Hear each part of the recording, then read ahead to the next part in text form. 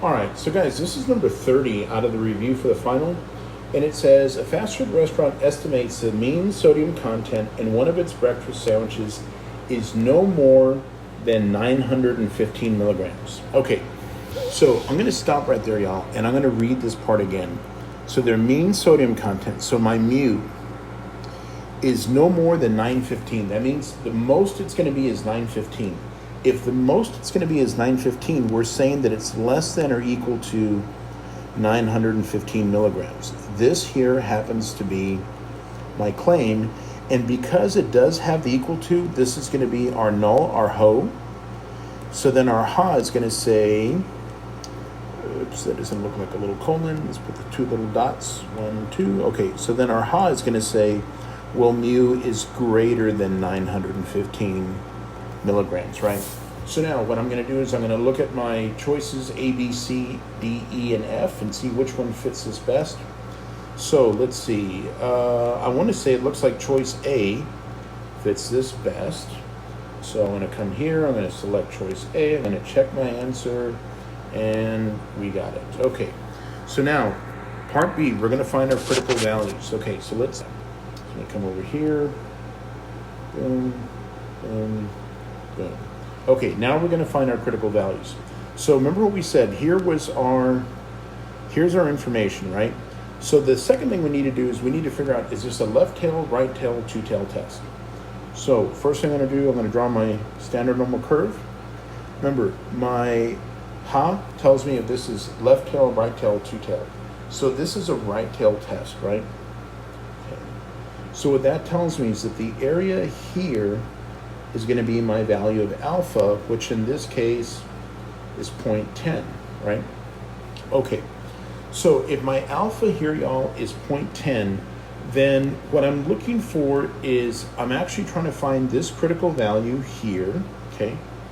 And whether I use my chart, y'all, or whether I use my my calculator, it always tells me the area to the left, right? So if I know this area here is 0.10, that tells you the area on the inside is 0.90, okay? So a couple things we need to figure out. I'm going to keep reading. We have a sample of 41, so my n is 41, okay? With the mean content, so my x bar is a 909, and my population standard deviation, so my sigma is 25, okay? So since we're doing this is going to be a normal distribution. We're going to use the inverse norm. So we can find the area to the left was 0.90. So let's do that. So let me grab my calculator here. We're going to go second, bars, inverse norm, 0.90. Close that off. And I'm coming up with 1.28. So look what we're going to do. Right here, we're going to type in 1.28. And we're going to check our answer, and we got it. Okay. So now we want to figure out what's our rejection region. Okay. So guys, we can find that by looking at that picture again. So since this number down here was 1.28, remember this here is my fail to reject region, and this is my reject region. So anytime z is greater than 1.28, if I'm over here, we're going to fall in that rejection region, right?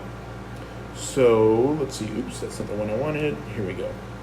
So when z is greater than 1.28, okay, final check. Oh, come on. There we go. Okay. Now we want to find our standardized test statistic. Okay, so I'm going to show you how we're going to do that next. So we're going to come back over here, uploading my picture. Okay, so now we're going to find our standardized test statistic. So guys, the way we do that, my formula is going to be x bar minus mu over sigma divided by the square root of n, okay? So let's see, we had some information before, but I've used it on another slide. Okay, so let's see, we know that our n was 41, my x bar was 909, and my sigma was 25. Okay, so I'm going to plug these numbers in. Okay, x bar we said was 909, minus our mu was 915. Okay, sigma was 25 divided by the square root of 41. Okay, so I'm going to enter this into my calculator exactly as I see it.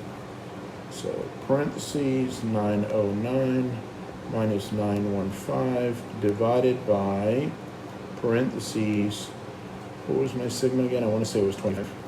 Yeah, 25 divided by the square root of 41. 25 over square root of 41. Okay. And I'm coming up with a negative 1.54. Okay. So my z-value is a negative 1.54. So let's check our answer right here. Let's see, negative 1.54.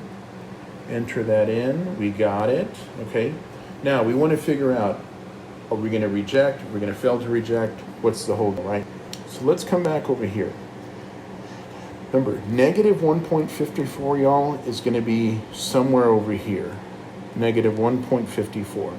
So we're falling in our fail to reject region. So first thing I'm going to say is it's going to be fail to reject. I just don't know if it's B or if it's C. Okay? So the way we can figure that part out is, let's come back over here, and this is what I need. So guys, this is part of your formula sheet, right? Our claim happened to be my null hypothesis. So our claim was our null, and we failed to reject, so we're going to say there is not enough evidence to reject the claim. So we're going to say there is not enough evidence, or not sufficient evidence to reject the claim. We're going to check our answer, and we got it. Okay.